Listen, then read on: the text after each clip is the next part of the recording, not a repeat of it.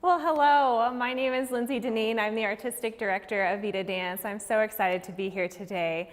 Like the introduction said, we actually premiered as a company at the Kansas City Fringe Festival in 2015. And then this summer, we celebrated our 4-year anniversary by co-producing 2 shows at the Fringe Festival again. We did that with our friends at Kansas City Aerial Arts, and we ended up winning not only Best of Venue, but also Best of Festival, which was really, really exciting.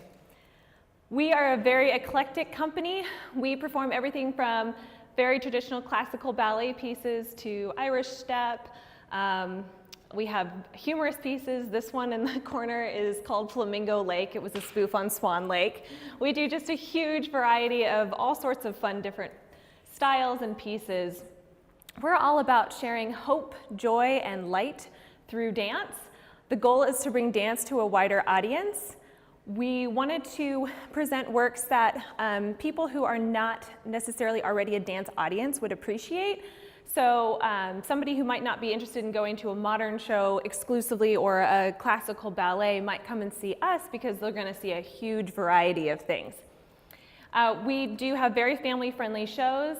Pieces have understandable storylines or themes, and many pieces in our rep are humorous in nature. I mentioned Flamingo Lake. We also have a piece about kids that are describing what their ideal ballet would look like. We have a backstage piece. We just have a whole bunch of different things that we do. Oh, sorry. Programs contain notes for each piece by their choreographer. We want, again, to give a little insight into the background of where these pieces are coming from. And then a big thing about us is we want our audiences to leave feeling uplifted and that they understood what was happening so they can fully appreciate it. So what's unique about us is we perform in a wide variety of styles and moods in every show. Vita dancers actually have the opportunity to choreograph on the company, so it's not just me producing all of the work. I think that would get really boring for everyone. And to that end, shows are actually very collaborative in nature, so it's not just me saying, oh, this is what we're going to do. It's the dancers having input, it's the choreographers having input. All of us work together to create the best possible production. We provide an outlet to perform professionally at a very high level of excellence, but we also want to encourage the next generation of dancers, and so we do things like have an apprenticeship program for high schoolers, and then also encourage participation from kids that have just come out of college and things like that that don't have a lot of background. Dancers have very diverse backgrounds and bodies and are all ages. Our youngest professional is currently 18 and our oldest is 42. And a big thing about us is that Vita dancers are paid for every performance. We don't believe in asking professionals to dance for free. Our marketing, sales, and outreach, in the past, I've gone out and pursued all the opportunities, but even just within the last year, we've gotten a whole bunch of new opportunities just coming to us all the time, which is really, really exciting. As our name gets out there, I think there's just more name recognition. Funding comes through ticket sales or flat rate paid performance opportunities, and then of course our marketing happens through social media, website, paid advertisements, online events, calendars, etc. Rise is our passion project. We debuted Rise actually at the Fringe Festival this past year with Kansas City Aerial Arts. This is a story about human trafficking. The goal was to bring awareness of the realities of trafficking to our audience, but not only to them so that they could appreciate the storyline, but that they could actually take action immediately afterwards. So to that end, we worked with some local anti-trafficking organizations to vet the storyline, make sure that what we were portraying was accurate. We wanted them to speak at the end of every performance and then also provide additional information and opportunities to volunteer and donate if desired. Our 5-year goals, number 1 is to become a 501c3 nonprofit organization. Right now we are not. We want to perform Rise at 15 Midwest universities and colleges, travel with Rise to perform at professional theaters within the Midwest, and grow the company to 20 dancers who are paid for all rehearsals and performances. We want all their time to be compensated, and then to tour the company nationally as well. Our challenges are a lack of funding. It's a big one. Because we're not a 501c3 and considered a business, people aren't necessarily ready to give to that. We do have a lack of administrative assistance for day-to-day operations, outreach, grant writing, finance management, things like that. I do all that currently. And then a lack of opportunities to perform Rise again. Rise has very specific staging requirements, especially as relates to the aerial rigging, and it's kind of expensive to restage, and so that's part of what we're tackling now. Our current needs, number one, and this is the big one that we really, really need in order to make the rest of things happen, is a lawyer to do pro bono 501c3 application and processing. Again, as a company with a very, very limited budget, it would be so helpful if we could get a lawyer to do that part. We don't have the expertise to do that in-house. Volunteers to do outreach to colleges and theaters for additional opportunities to perform Rise. Volunteers to write grant applications after we have our 501c3 status. An administrative assistant to seek out, pursue other performance opportunities for us. And then a tour manager when Rise starts traveling and or the company starts traveling nationally. And that's about that. Thank you. Well, this is a really good chance to get some really good intimate questions in. Looking at, you were saying that funding was an issue. Have you considered, or are you currently recording and maybe selling performances, or especially with Rise, since it can't go everywhere, to maybe like make a movie of it, or even a documentary type with like people that are working for the organizations and everything? Yeah, that's a wonderful question. And yes, we actually, there's a documentary currently being produced about Rise. It's in the works. It won't show the entire production as a whole. It will talk about the story. It'll interview some of the people involved, key players, some of these organizations that participated with us. And I think that's a great avenue to, spread the word even further and that kind of thing. But I do like the idea of considering selling, perhaps packaging the whole thing as just an individual. That might be a good idea too. Yeah, thank you. Appreciate that. And then two, are you aware of lawyers and accountants for the arts? Yes. Okay. And then have you gone through them for the application process? I do not meet their requirements. They have very specific requirements in regards to a money cap that you can make as an individual or if you're married, and I don't meet those requirements. And so that's a really awkward area where it's like, yes, I don't meet your requirements, but also I don't have the money to do that, to hire the lawyer. Yeah. Okay, get with me afterwards. Yeah, I'd love to. And then two, how are you marketing yourselves to colleges and universities? Well, it's kind of in the works right now. So we're waiting for the final production of the documentary, and then as we're getting that finished, what we want to do is send that out as sort of a teaser and say, hey, this is what we do, this is this production, we'd really love for you to consider bringing it in, but I'm holding off on that until I can get a little bit more footage and things like that. Are you approaching student activities offices along with dance departments, or both, or? It will be both, yes, yeah, which is a great, yeah. Very good presentation. I'm interested, who are your inspirations as a choreographer? I'm not talking about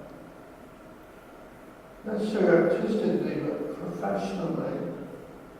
Specifically, I'm wondering if you're familiar with Liz Berman. I don't think so. Liz is a very accomplished choreographer. Okay. And she's written a book. She's now in her 60s or 70s and has had a really long, wonderful career working with all different kinds of dancers. This is a very interesting aspect of the dance universe. But the book she wrote, Hiking the Horizontal, full of really interesting observations about dance and choreography and about relating it to everyday life and to people who aren't necessarily dance aficionados. But so having recommended her, I'm interested in maybe other choreographers whose work you have followed and are inspired by. Oh, that's a great question.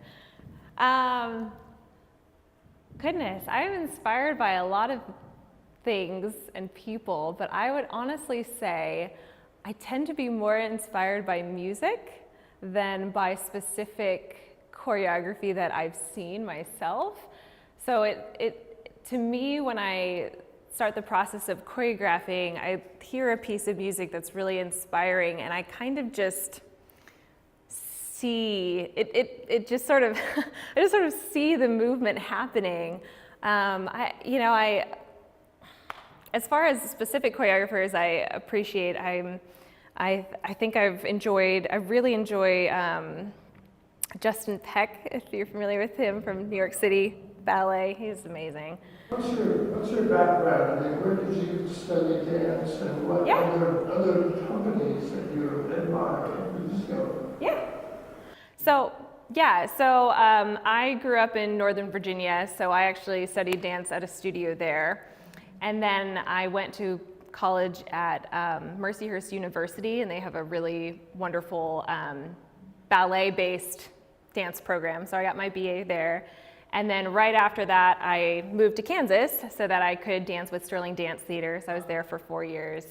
And then I was with Dramatic Truth for a year, and simultaneously to that started my company.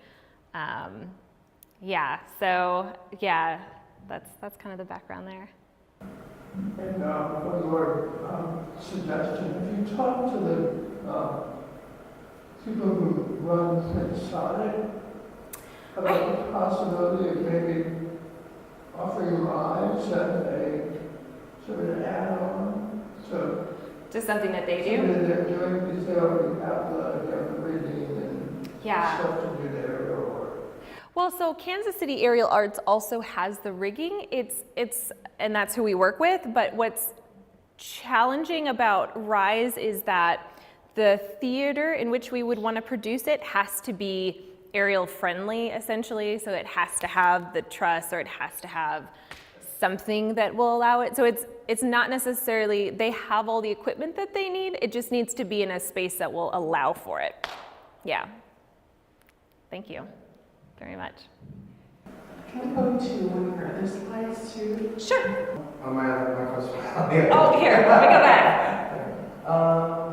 With the volunteers, have you reached out or considered getting interns from the colleges or the apprentices that are, not the professionals to actually help with kind of those things? I think that's a fantastic idea. I haven't reached out to colleges yet, but I teach at Johnson County Community College, so I already have a little bit of connections there, so I'll see maybe if, I think that's a great idea. The apprentices, that is a great idea there as well. They're in high school, so a lot of them are just like jam-packed with activities, but it is worth exploring. And I did, when I had an apprentice for a couple years, she just graduated, but she did do some of this kind of stuff as well, and she was really interested in learning. So those are all great. Kind of help them get into Yes. the other side. Yes, the business of dance. Yes, exactly. Yeah, thank you. And also, occasionally there's been grant writers who offer free projects, to do free projects on Nonprofit Connect. Yeah, okay, And great. And the two, often you may want to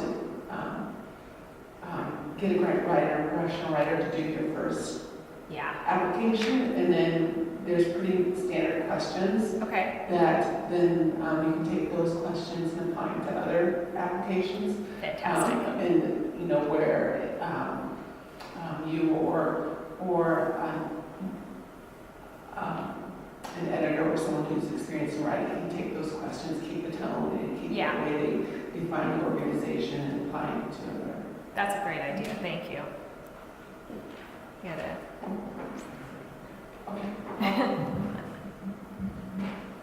so since you're not yet a 501c3, there are a small number of opportunities you can apply to Okay. as an individual artist. Yes. As arts takes the inspiration grant, which, some kind of a performance of Rise might or might not fit into Mhm. a possible opportunity for a grant like that. Yeah. And I don't know much about well, I know a lot about the American Arts Alliance, but I never did have one program that does, is tailored to individual artists. Okay. So you should look at the American Arts Alliance and see whether or not something like that seems like a possibility. Great. Because they do a lot of, they're a regional organization, Yeah. and they might be in the project that would involve some kind of touring for rides to a regional network of Yes. states that they offer That'd be great. services to. And if nothing else, the people who work there it should be glad to hear your story and talk to you about Yeah. possibilities. You might have some other good ideas. Okay, great. Thank you. Yeah. And UMKC does a small workshop just on those interested in becoming a 501c3. Have you gone through to that? No, yet? I am not familiar with it. And so they answer some basic questions on Great. 501c3 and such. And it's a great way to really get a scope of how others are approaching it. Yes. And in that first big comp especially. Yeah. Is that the one they do through Communiversity? I know they have it at 4141 Troost, and I don't think it's through Communiversity. Because but- Communiversity Yeah. often has stuff like how to start here, how to apply. Yeah. Okay, great. That's great. Thank you. Hello again. So, can you walk me through a little bit about how you choose your shows and the content? A little bit about that. Sure. Rise, like I said, Rise is our passion project. Normally we don't do things quite like that.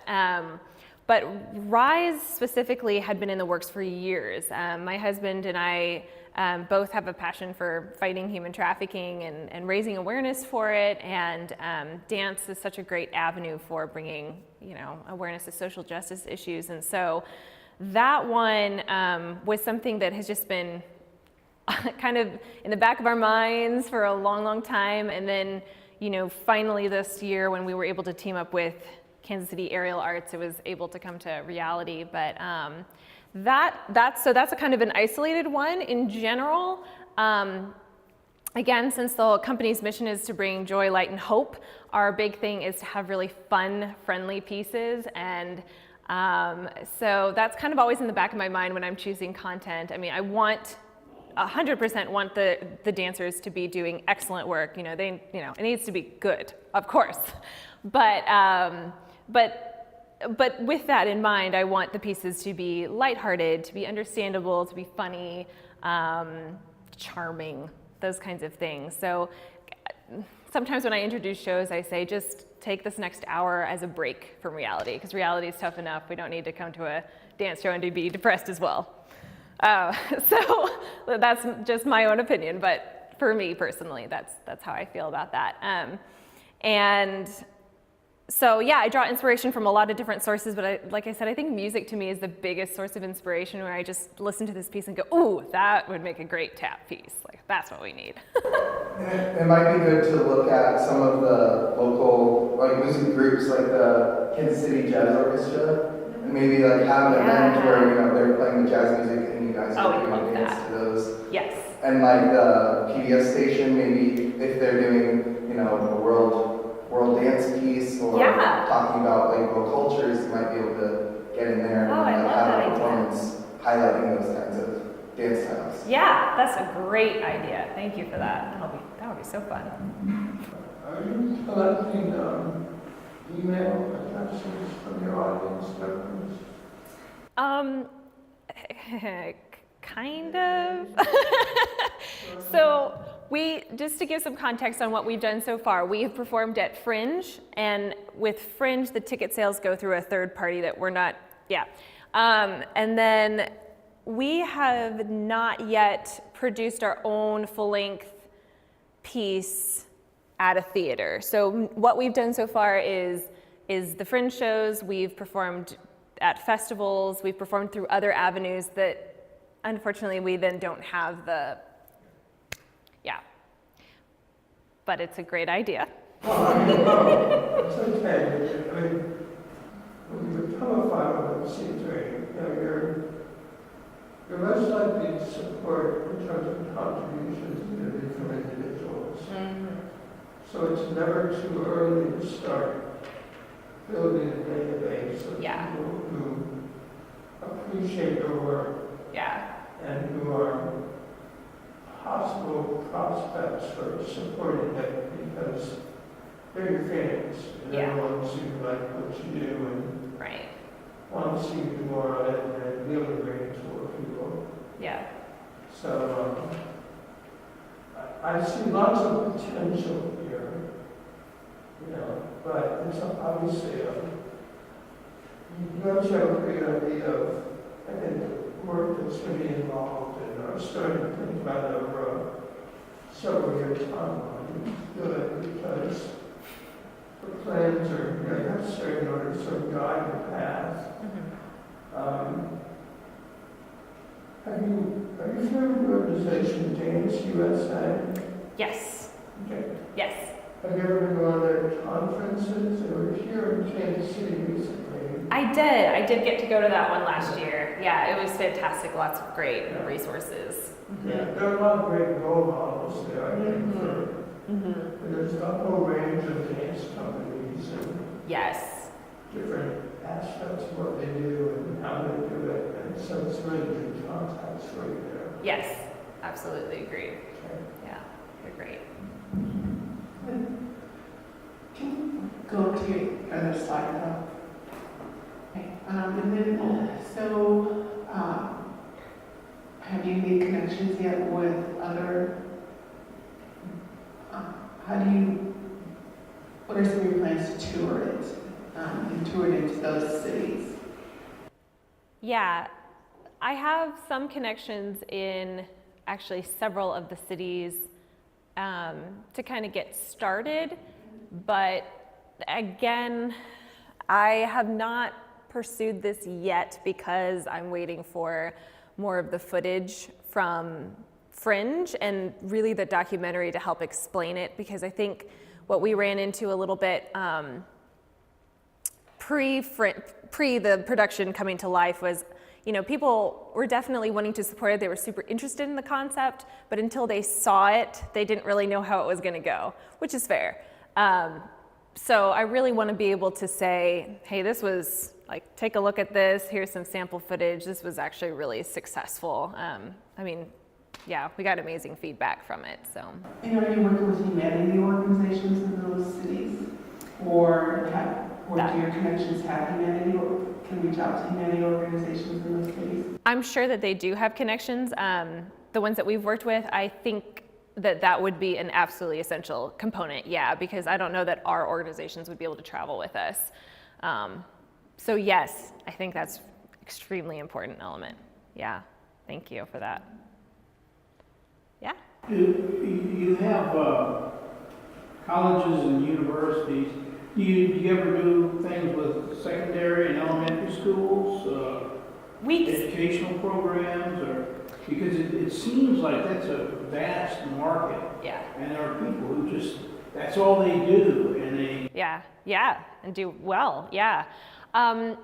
So I don't think RISE would be necessarily appropriate. Oh, no, not that one. Okay. It'd have to be like smaller units, Yes, right? Yeah. 2 or 3 people that get out to the schools, and I don't know. and just what do they like do. like a lecture It's demonstration. enrichment stuff for Yeah. the kiddies. I Yeah. mean, there's money in that, I think.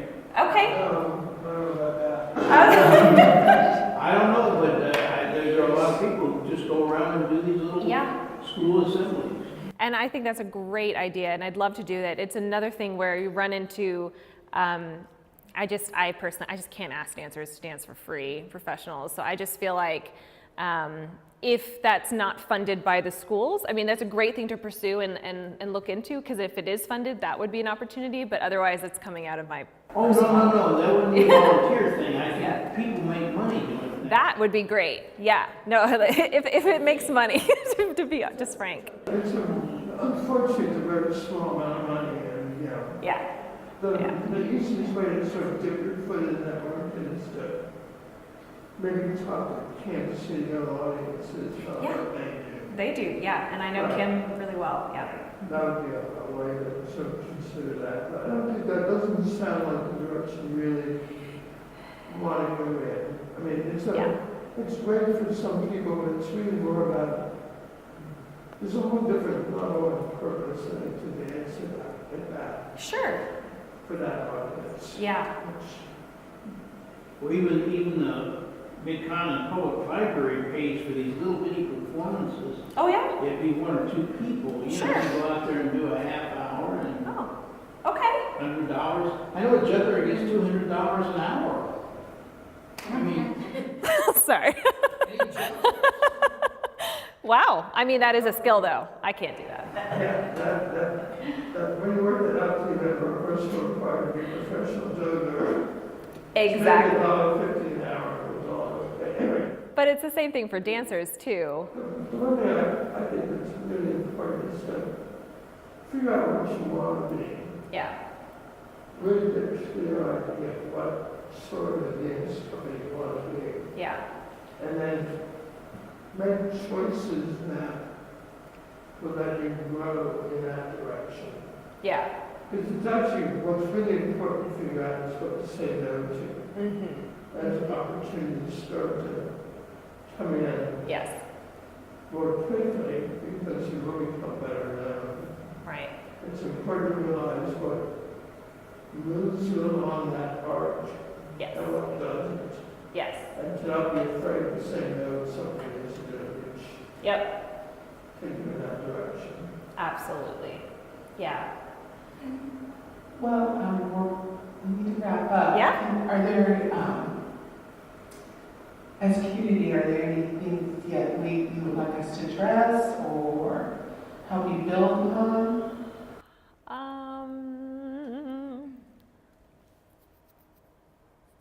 I think we touched on a lot of these things. Yeah, I don't think I have anything at the moment that I can think of. Great. Well, thank you. Yeah, thank you.